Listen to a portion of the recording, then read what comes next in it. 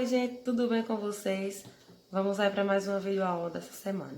E aí, o que é que acontece? Hoje a gente vai fazer o resumão, né, do nosso conteúdo falando sobre a Ásia, né? Vai ser a nossa revisão geral. Na nossa próxima videoconferência, a gente vai fazer a nossa avaliação, tá? Então, tudo indica que a semana que vem a gente já vai estar aí realizando essa atividade. Então, já adianto, né? O conteúdo será toda a unidade referente ao continente asiático, tá certo? E para que eu fique melhor o entendimento de vocês, eu montei a apresentação em slide para a gente ir associando imagens e conteúdo para ficar melhor o entendimento de vocês, tá certo? Qualquer dúvida no final, vocês já sabem que é só me procurar. Então, pessoal, vamos lá para a nossa Ásia. No maior continente do mundo, há grande diversidade de aspectos naturais, sociais, econômicos e culturais. Por isso, para estudar esse espaço geográfico, é importante compreender sua regionalização. Com uma população numerosa, cada vez mais envelhecida em vários países e apresentando grande desigualdade social em tantos outros, o desafio do continente é buscar o desenvolvimento econômico e melhorar a qualidade de vida das pessoas, sem perder o respeito pelas tradições. Então, pela própria introdução, a gente já vê que, ao longo desse conteúdo, a diversidade, né, é algo bem comum no continente asiático. E, claro, que o respeito e a pretensão de preservar essas tradições culturais, de várias formas que a gente viu ao longo do conteúdo, é de suma importância para aqueles que lutam para obter aí grandes avanços nesse continente. Cada região da Ásia é marcada por características específicas, inclusive quanto à dinâmica populacional, e por isso as influências culturais externas, cada vez mais comuns no atual mundo globalizado, são facilmente identificadas. E aí a gente vai para a localização e regionalização. A Ásia, né, é o maior continente do planeta, com cerca de 44,5 milhões de quilômetros quadrados e uma população de 4, bilhões de habitantes, o que torna o país mais populoso do mundo. A Ásia se destaca pela ampla diversidade social, com diversos grupos étnicos, grande parte separatistas, e isso, lembrando, grupos separatistas são aqueles grupos que procuram uma independência de território porque vão de contra a luta de classe que os governantes estão defendendo, tá certo, gente? E intenso dinamismo cultural. E aí, né, eu trago o sistema de regionalização da Ásia para vocês, né, onde ela se divide entre Ásia setentrional, ou melhor, setentrional, Oriente Médio, Sul da Ásia, Sudeste Asiático e Extremo Oriente.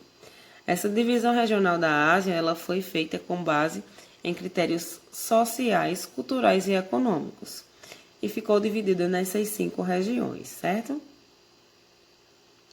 E aí vamos por algumas regiões.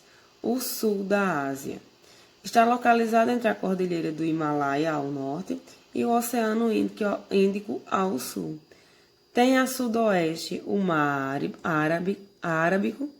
O país mais industrializado e influente da região é a Índia, com 1,3 bilhões de habitantes, dados de 2016.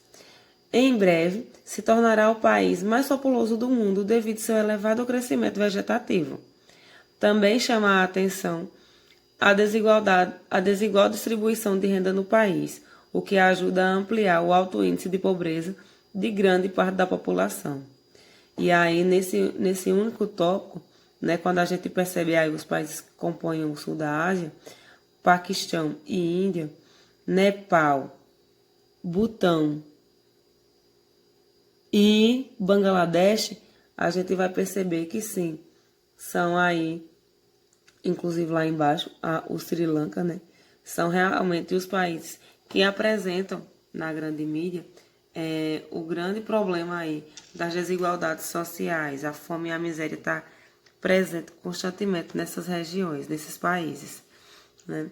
O seu clima predominante é as monções. Sudeste Asiático. Está localizado entre a Cordilheira do Himalaia ao norte, o Oceano Índico ao sul e o Oceano Pacífico a leste. A região também está sujeita ao regime de monções, a exemplo dos países do sul da Ásia. O Sudeste Asiático concentra cerca de 400 milhões de pessoas, dos quais 70% vivem na zona rural. O crescimento acelerado das áreas urbanas dos países dessa região, bem como da maior parte do continente asiático, acarreta um problema comum: deficiência de moradia e dos serviços de saúde e saneamento. Então, a gente tem aí aquele velho problema, né, do inchaço populacional nos centros urbanos, o que dificulta uma boa qualidade de vida, tanto em questões públicas como também econômicas. Extremo Oriente, também conhecido como o leste da Ásia, tem como principal característica o fato de abrigar a maior população do mundo. Outro traço marcante dessa região é a economia de Japão, China e Coreia do Sul, muito industrializada e fortemente integrada ao mercado mundial. E aí é da onde a gente recebe aqueles velhos produtinhos com a etiqueta do Made in China, né?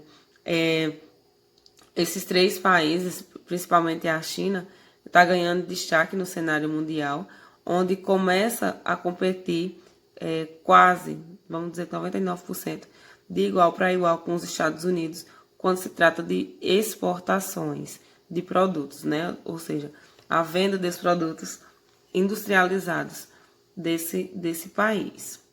No que diz respeito aos aspectos naturais, o Extremo Oriente apresenta uma grande diversidade de paisagens, desde áreas montanhosas, com vulcões ativos, até o imenso deserto do Gobi.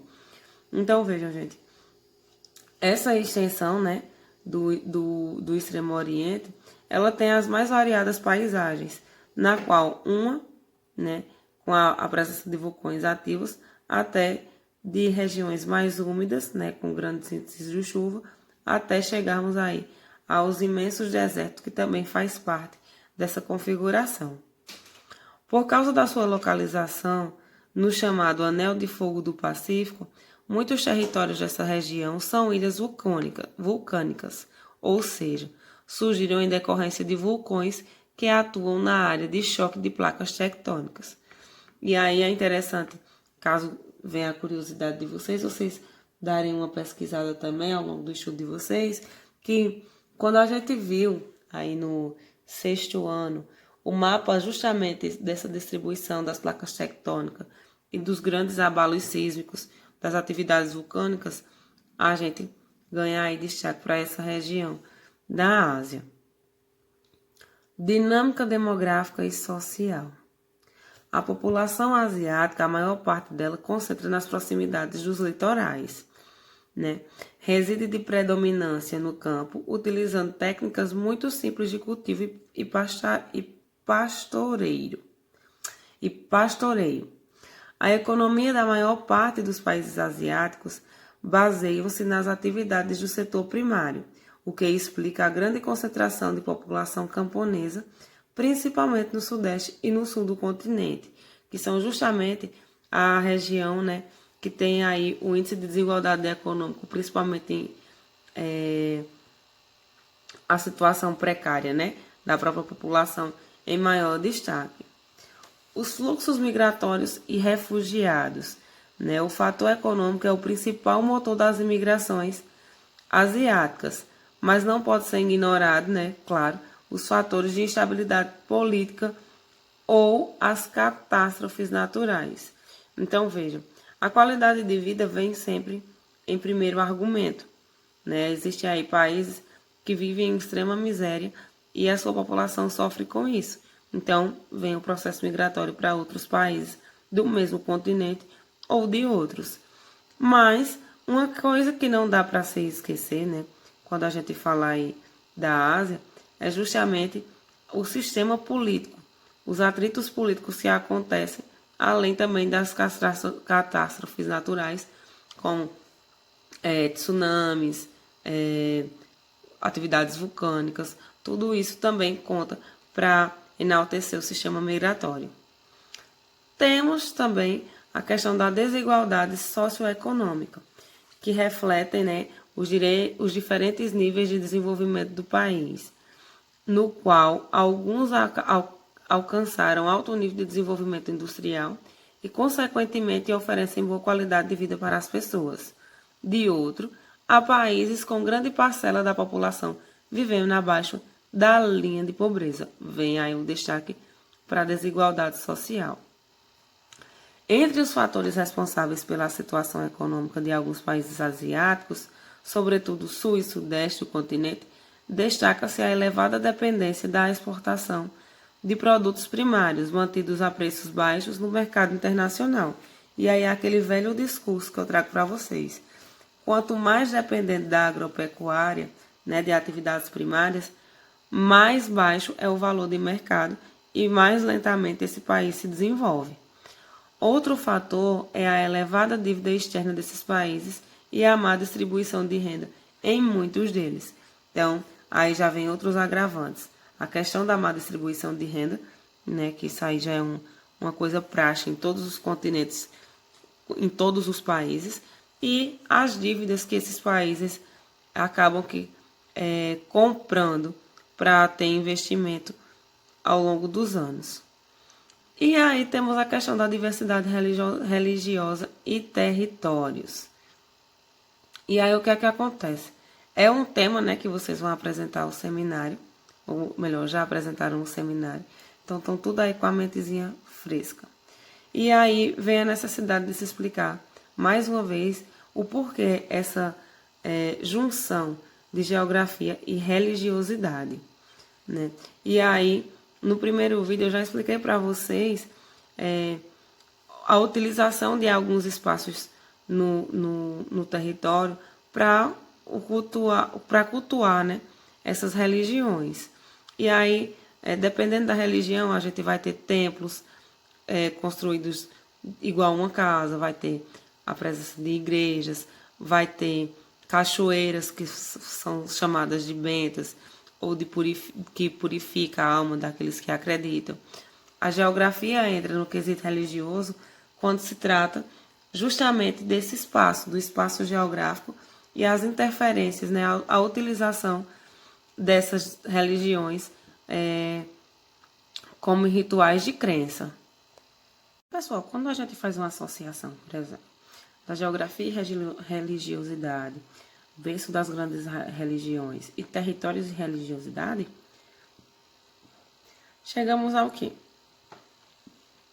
Todas as religiões que foram pesquisadas durante o longo do seminário, elas têm as suas práticas, né? Elas têm seus rituais, elas têm os seus locais específicos de oração, se é que se pode chamar de oração, né?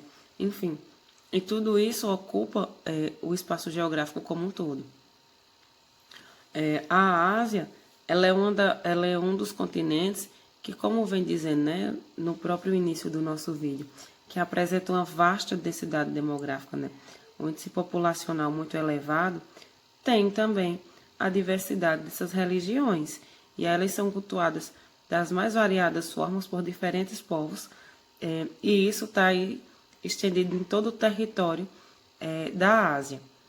Então, gente, essa grande diversidade é justamente o que dá a característica à Ásia de ser o berço das grandes religiões. As mais diversas religiões, né, as mais, como é que eu posso dizer assim, as mais conhecidas, as mais populares, elas têm a sua origem, têm o seu ritmo cultural aí na Ásia. E esse território, claro, tão grande, tão vasto e tão diverso, tem os seus envolvimentos religiosos e que nem sempre vem acompanhado de um paz e amor, e que acaba gerando também, sendo gerador de grandes conflitos, essa questão religiosa.